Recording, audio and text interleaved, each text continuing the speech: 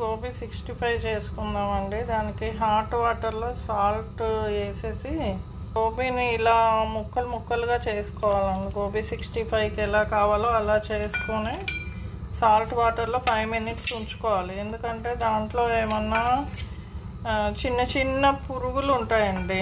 ఆ జర్మ్స్ అన్నీ చచ్చిపోయి బయటికి వస్తాయి. అప్పుడు మనం తీసేయాలి. చూడండి, ఇది ఖాళీ బౌల్లోకి ట్రాన్స్ఫర్ చేసుకోండి. ఈ గోబీ 65 అంతా, ఈ వాటర్ అంతా తీసేయండి. కొంచెం ఫుడ్ కలర్ వేసుకోండి, మీకు ఏ కలర్ అంటే ఆ కలర్. కొంచెం రెడ్ చిల్లీ పౌడర్, కొంచెం సాల్ట్,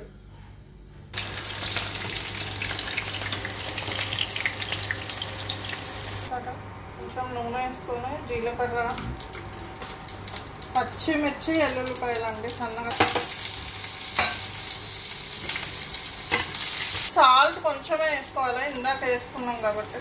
ఇప్పుడు కొంచెం టమాటో కెచప్, సోయా సాసు కొంచెం. ఇది బాగా బాయిల్ అయిన తర్వాత మనం వేయించి పెట్టుకున్న గోబీని దీంట్లో వేసుకోవాలండి.